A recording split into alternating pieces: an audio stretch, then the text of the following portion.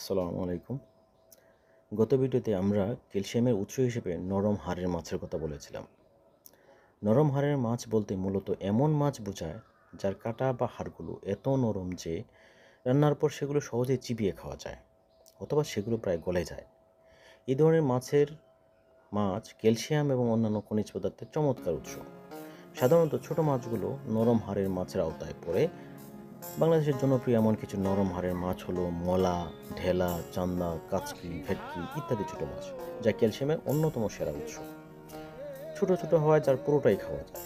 ছোট পুঁটি, ছোট চিংড়ি এই তালিকায় আছে। যদিও চিংড়ি আসলে মাছ নয়, তবে এর খোসা ও মাথার কিছু অংশ অনেক নরম থাকে এবং ক্যালসিয়াম ও অন্যান্য খনিজ পদার্থের ভালো উৎস হিসেবে পরিচিত। সার্ডিন একটি সামুদ্রিক মাছ যা টিনজাত অবস্থায় পাওয়া যায়। এর কাঁটাগুলো এত নরম থাকে যে সহজেই খাওয়া যায়। এটি ওমেগা 3 ফ্যাটি অ্যাসিড এবং ক্যালসিয়ামের দারুণ উৎস। স্যালমন যদিও বড় মাছ, এর কিছু প্রজাতির ছোট কাঁটা বা নরম অংশ থাকে যা ভালোভাবে রান্না করলে খাওয়া যায়। তবে সার্ডিন বা ছোট দেশীয় মাছের মতো এর কাঁটা পুরোপুরি নরম হয়ে যায় না।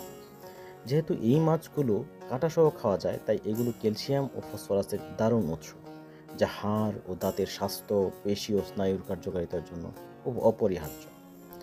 ছোট মাছের মাথা ও কাঁটায় প্রচুর ভিটামিন এ থাকে, যা চোখের দৃষ্টিশক্তি বাড়াতে সাহায্য করে এবং রাতকানা রোগ প্রতিরোধ করে। ছোট মাছ উচ্চমানের প্রোটিনের ভালো উৎস।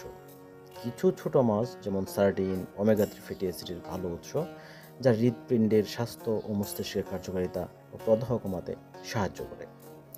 আয়রন, জিঙ্ক, ম্যাগনেসিয়াম ইত্যাদি খনিজ নরম হাড়ের মাছে থাকে, যা সামগ্রিক স্বাস্থ্যের জন্য উপকারী। বড় মাছের তুলনায় ছোট মাছে সাধারণত পারদ ও অন্যান্য দূষিত পদার্থের মাত্রা কম থাকে।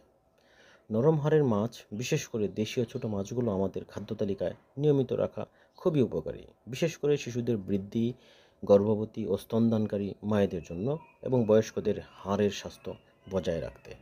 ধন্যবাদ, ভালো থাকবেন।